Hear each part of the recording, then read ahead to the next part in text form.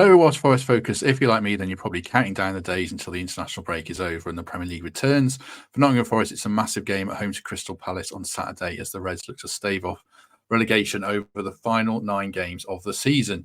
Joining to discuss Saturday's game from the Palace point of view, I'm delighted to be joined by Matt Watts from the team called Palace Podcast. Matt, thanks for joining me. I said before we started recording, you've been patient. We've moved this around. I couldn't get the mics to work, but we're here now, and it's good to have you with us. How are you doing? Yeah, very, very well. Thank you. Thank you for having me. Well, as I said, it's a massive game for Forest. We'll get into how big it is for Palace when we discuss the league table a bit later. But how's your season been? You've had one managerial change and a lot of injuries that seem to have affected you. What's it been like from your point of view? Yeah, it's been quite a turbulent season. Hasn't been a particularly enjoyable one up until this point. I think from a Palace perspective, what we're really hoping for is a couple more wins, and then we can kind of start looking forward to next season. I think this time at the end of this season could be really good for Oliver Glasner to get a real kind of handle on the current squad, and then hopefully we'll have a good summer and a better year next year. I mentioned injuries as well at the top there. Eze and Elise, who from the outside looking in look like your two best players and missed a lot of football. Mark Gahey's out, and before we started recording, you were discussing the goalkeepers with Sam Johnson's injury as well. Has that been just really derailed the whole campaign, or has there been more to it than that, do you think?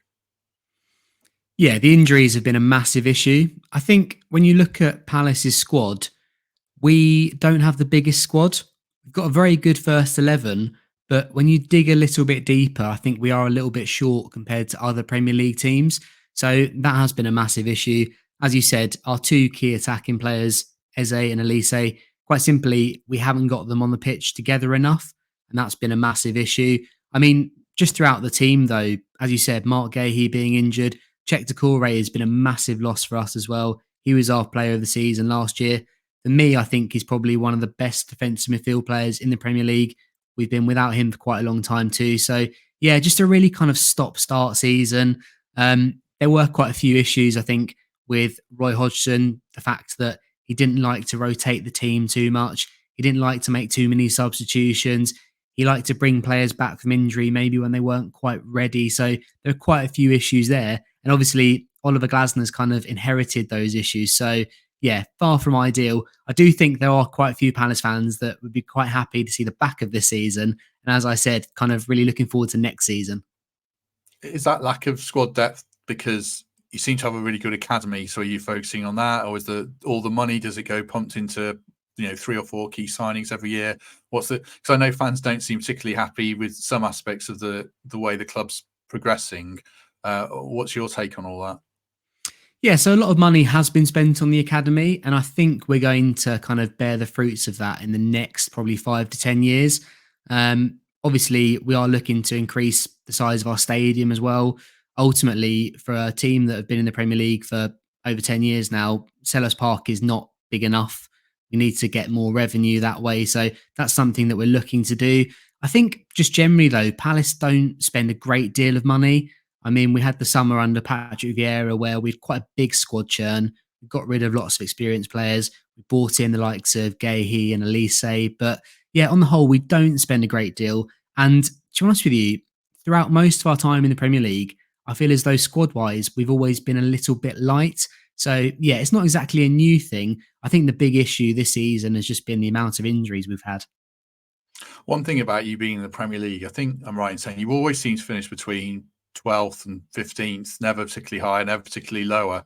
I mean, a lot of Forest fans will absolutely kill for that right now. Does it ever get boring, or are you kind of happy and just looking to build incrementally as you go along?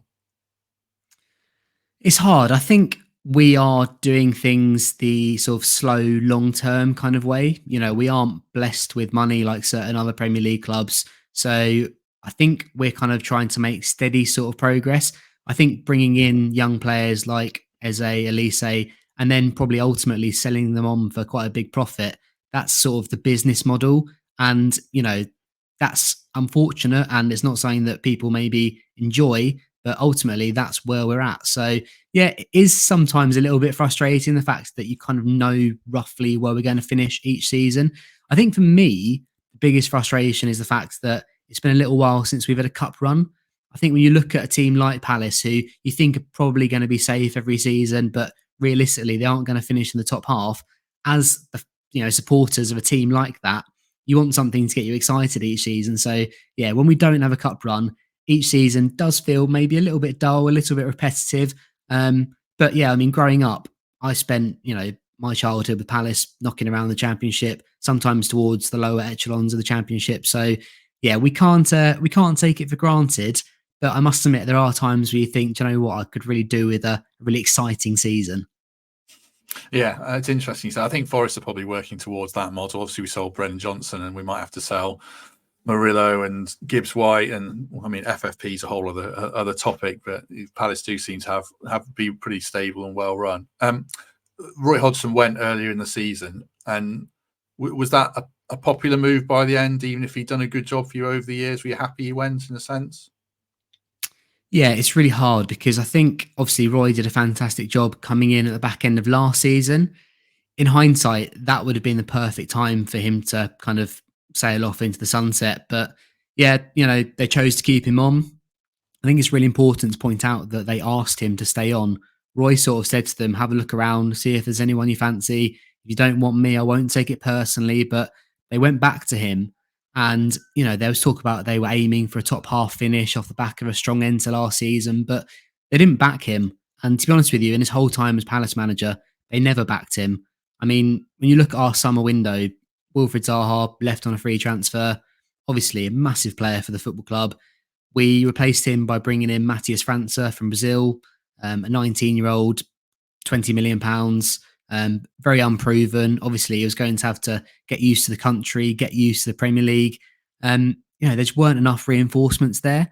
And I think, obviously, they knew in the summer that Michael Olise was injured as well. So we went into the season very short. And for me, I think really we kind of almost set Roy up to fail. And, yes, there were things this season that were frustrating. I think there were some very strange comments to the media at times about the players, about the fans, that didn't go down particularly well. As I said earlier, I think he could have managed the squad a little bit better too. I do think also there is an element of luck. I think he was a little bit unlucky with some of those injuries, but yeah, it wasn't great. And I think towards the end, it was starting to turn a little bit toxic, which wasn't what anyone wanted. Personally, I wanted him to go out in a kind of blaze of glory. Unfortunately, that wasn't the case. Fair play to the club for making the change. I think it did need to be made. And, since Oliver Glasner has come in, it does feel like a fresh start. It feels like there's a lot more positivity around the club. So, yeah, I think from that point of view, it's really positive at the minute. But yeah, just a shame that Roy didn't get the send off he probably deserved. You mentioned Glasner when Cooper went, and I'll ask you about Cooper as well. I mean, Glasner was pretty high up the list of managers Forest were interested in, and he seemed like a good appointment on paper. What have you made of him in terms of what he's done different? Has he made it more exciting to watch Palace then? Yeah, so he's, first of all, I think he's very personable. He seems like a really likable guy. I think that's kind of really important for Palace. I mean, no disrespect to Roy, but, Roy was a lovely guy, a real gentleman, but there were times towards the end where it almost looked as though he didn't really want to be there. I think Oliver Glasner's come in with a kind of fresh injection of energy. I think the players responded really well to him too. I mean, stylistically, it is a bit different. I think under Roy, there was lots of passing the ball around the back and obviously maintaining our shape, but we tried to have a lot more of the football. I think under Glasner, it's a little bit more direct. He's gone with three at the back and wing backs, which is something that Palace have tried in the past and never done particularly well. So it does seem as though that's going to be his preferred method. And so far, I mean, it has looked promising. Obviously, the big caveat is the fact that he's missed so many key players. So he is kind of operating with one hand tied behind his back. But yeah, it does just seem a little bit different, slightly higher intensity, slightly more direct. And to be honest with you, I know a lot of fans these days hear the words direct and they think, oh, that's not for us. But I must admit, there's only so many times I can see Mark Gahey and Joachim Anderson passing the ball between themselves. Yeah, that's interesting because that's how Forest kind of played under Cooper. They were a bit more counter-attacking. I mean, What were Palace fans interested in Cooper? Because most Forest fans loved him, but by the end there were a few who really turned against him and wanted him gone. Would Palace fans have taken Cooper with open arms or not? So it's really interesting with Steve Cooper because he's been linked with the Palace job quite a few times. And I always think there's no kind of smoke without fire. I think there was talk about him coming sort of when he was at Swansea. And then, yeah, there was talk about him possibly coming and then replacing Roy Hodgson. But I think for me, he would have been a good fit because obviously you look at what he's done with England, you know, the younger age groups. And we have got some very exciting players in our academy at the minute. And he could have been the person to kind of bring those players through. The only thing I would say with Cooper is when you look at someone like Oliver Glasner, you look at what he did with Wolfsburg and Eintracht Frankfurt. You know, we're talking about someone who's won a major European trophy. I know Cooper won the Under-17s World Cup, but getting promoted with Forest isn't quite the same as winning the Europa League. So I think for me, with Cooper, what I was kind of expecting, I was expecting when there was talk about Roy leaving, him to almost be, you know, saying that he wanted the job, he wanted to come back in. But I kind of got the impression just from reports that he was almost a bit like, you know what, I want to take a bit more time out, you know, maybe come back at sort of the start of the next season.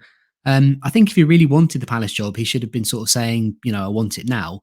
But I do appreciate that after spending a few years at Forest, he probably did need a little bit of time out. But yeah, I think unfortunately for Steve Cooper, that ship has probably sailed.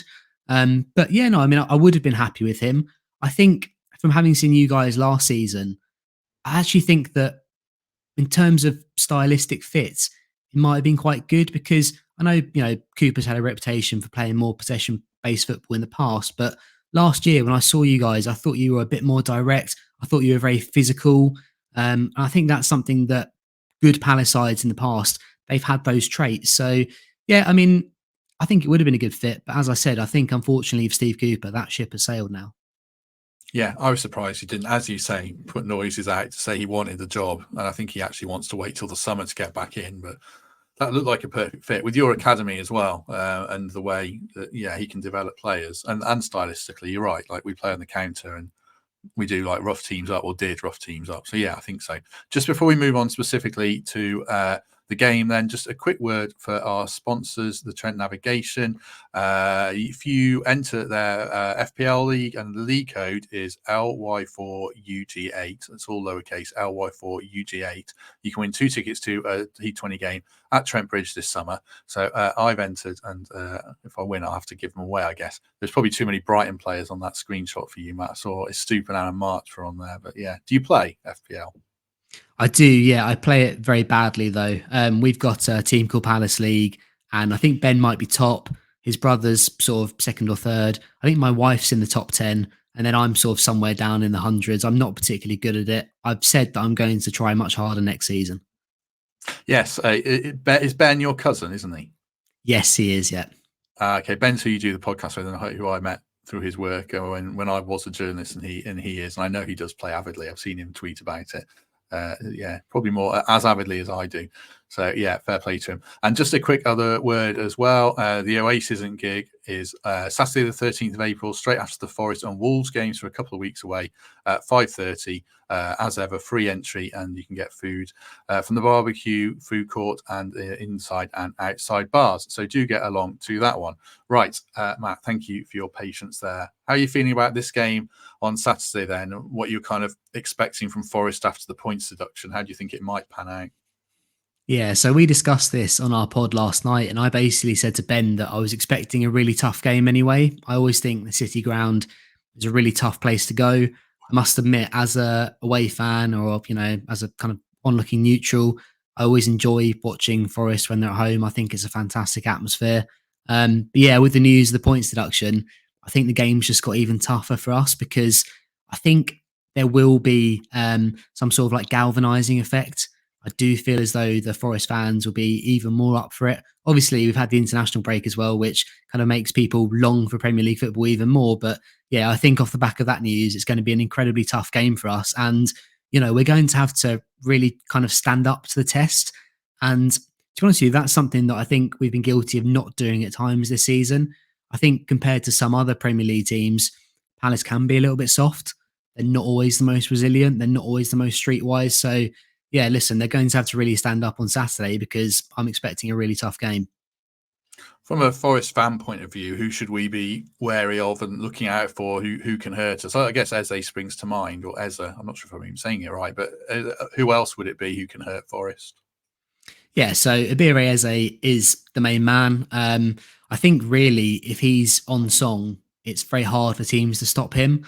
I think if you look at some of our other players, though, John Philippe Mateta has been playing really well recently.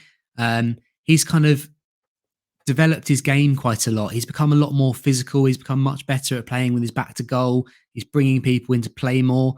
And he does have a really nice habit of popping up with the odd goal, which is obviously fantastic for centre forward because you need them to do that. But yeah, I think he's a kind of key player for us.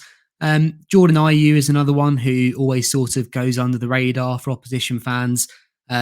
He's a very good player. He's very good at buying fouls, getting us up the pitch. And then I think also Adam Wharton, who we signed from Blackburn Rovers, a very, very tidy defensive midfielder, very good at getting on the ball and sort of starting our attacks. He's someone who I've been very impressed with since he arrived at the club.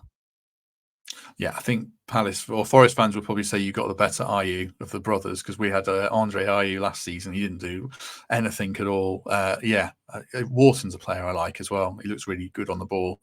What about weaknesses where Forest fans can kind of derive some hope? Where can we hurt you potentially? Yeah, I mean, unfortunately, our weaknesses are pretty clear. We concede far too many goals from crosses and set pieces. We're not a particularly big team. We're not a particularly physical team. And that is an area where we've been found wanting for the last few years, to be honest with you. And also conceding goals late in games. This has been a real issue the whole season. No Premier League team has conceded more goals in the last 10 minutes of games than Crystal Palace. It's become a bit of a thing, unfortunately. That last Premier League game against Luton, we were under no pressure whatsoever. We were in complete control of the game, but we still didn't manage to see it out. And I think part of it is, mentality. I think it's kind of crept into their heads. I think there are some issues around fitness. There's a lot of talk at the start of the season about the fact that the players were training less under Roy Hodgson, slightly less intense sessions. I think that's come back to bite us quite a few times this season. But yeah, listen, those are kind of key areas where Palace quite simply need to do better. Obviously, at the back, we are missing Mark Gahey. Mark Gahey is a massive player for us. I think he'll probably leave in the summer. I think he'll go and play for one of the so-called Big Six. And then I think everyone in the country will be aware of just how good he is. So yeah, he's been a kind of key loss at the back. And, you do have some good attacking threats that I think we're going to have to be very wary of. Yeah. I mean, you'll be pleased to know we're absolutely dire at taking set pieces. I think we've only scored 2 and we've conceded 19 goals from set pieces. So, there's plenty of room there. So who would worry you then? Is it Elanga? Chris Wood's done really well for us. I think he will be fit, which is good. Is it that kind of forward-thinking player that you think could pose a threat? Yeah, I mean, when it comes to Forest, I'm always impressed with Morgan Gibbs-White. I think he's the sort of player that, you do very well to keep hold of moving forwards because he is someone that can make things happen a bit like someone like Eze. I don't know what his fitness situation is, but Taiwo Awoniyi is also a real handful. He's out, He was don't worry. okay, good, because he was really good against us at Selhurst Park last season. Looked really, really sharp and just incredibly physical. I mean, he strikes me as being someone where, if he could stay fit, that would massively help you guys. But yeah, I think Anthony Elanga's been really impressive this season because we spent a lot of the summer talking about the fact that we needed wingers. We probably needed another winger even before Wilfred left, but obviously once he left, we were desperate probably for 1 or 2, and in reality, we only actually got 1. So we talked a bit about Elanga, we spoke a bit about Hudson-Odoi, but I feel as though Elanga's kind of been the one that, when you're a young player at a top club like Man United, sometimes you don't really know how good they actually are because, they're playing with top players week in, week out. They're kind of getting limited minutes as well. But I think he's one that's really kind of shown just how good he can be. And I think also that pace that he possesses, that could be a real issue. I mean, someone like Joel Ward, fantastic servant to the football club, but he's not getting on. He's not blessed with pace. So, yeah, I wouldn't want to see him in a foot race with someone like Anthony Elanga. Yeah.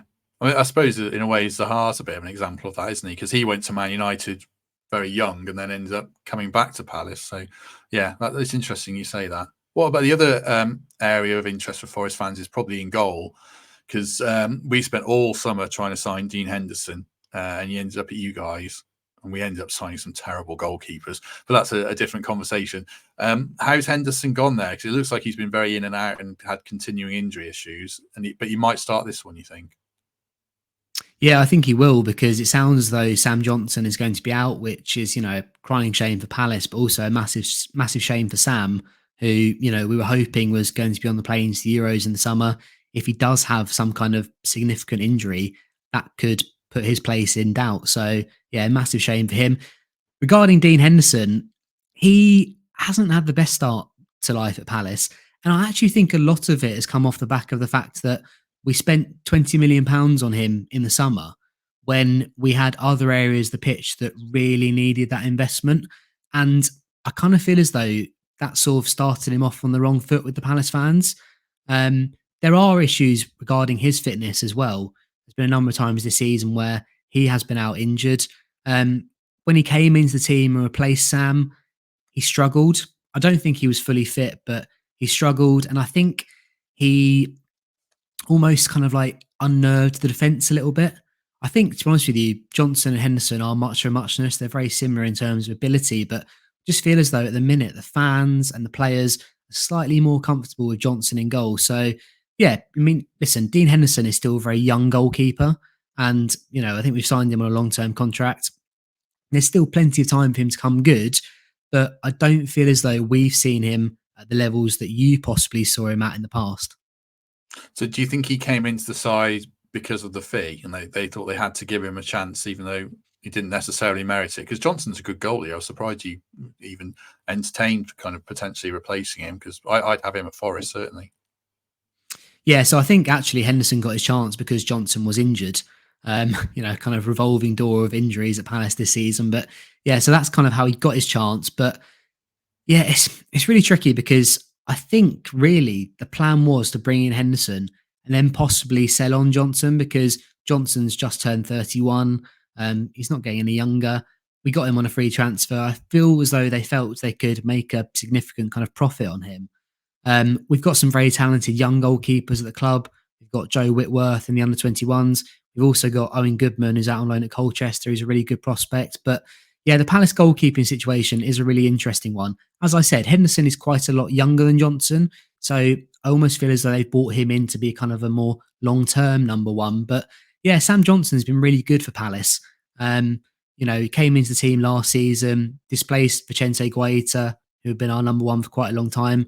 And listen, he's not anything outstanding. He doesn't pull off worldies every single week, but he's just a very solid Premier League goalkeeper. And, the fans really like him. They've really warmed him as well. So, yeah, it's tricky for Dean Henderson, because I do feel as though that fee and also the kind of Palace fans' relationship with Johnson has made things hard for him. But ultimately, if Johnson is going to be out for a little while, this is a really good opportunity for Henderson to show us what he can do. Just lastly on the game then, from everything you've said and everything I've seen of Forest, and I watched quite a few Palace games as well. I watched that Luton game. How you didn't win that, I don't know. That was like, there was some bad finishing. And Eze almost scored from the halfway line as well. That was brilliant. But yeah, you should have won that one. But from everything I've seen of Palace, I think you said, are you expecting kind of a tight, low-scoring game with just one goal in it, and it kind of comes down to who just executes a little bit better on the day? Yeah, I think so. I mean, I'm not a betting man, but if I was, I think I'd be all over 1-0 Forest, to be honest with you. And that's not me being overly pessimistic. I just think that we don't have a particularly good record at the City Ground. We've never had particularly exciting games against Nuno sides. I mean, honestly, watching Nuno's Wolves against Roy Hodgson's Palace used to be like watching paint dry. It was horrendous. So hopefully from, the fans' perspective, it'll be more entertaining than that on Saturday. But yeah, I'm expecting a really, really tricky game. I think off the back of the points deduction as well, that's just made things even trickier for Palace. It was one of those things that as a Palace fan, you hear that and you saw the timing of it. You think that's very typical, kind of typical with how our season's going. But yeah, I think it will be a close game. I think it'll be a real battle. Obviously, I'm hoping that Palace will be up for that battle. I'm hoping that someone like Eze will be on song, because he can make the difference. But yeah, I think it's going to be a very tight game. Just lastly, all through the conversation, you've been talking, not unreasonably at all, that you think Palace are going to be fine. You've got 29 points in 28 games, so you're 8 points clear of the drop zone. So no lingering worries of relegation at all for you then, Matt? I think one more win. Yeah. So we've got you guys on Saturday, and then we've got Bournemouth on Tuesday. And personally, I'm looking at those two games, and I'm thinking if we can win one of those, then I think we can start thinking a little bit about next season. Obviously, it's tricky in the Premier League. You never know. We certainly can't afford to get complacent because, quite simply, we're nowhere near good enough to get complacent.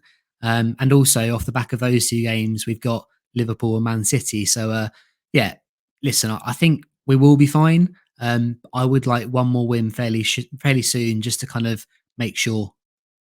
Yeah, I think you'll be fine. I think that there's some particularly bad teams at the bottom this season, and Forest probably are in that bunch as it stands, but with a chance to turn it around.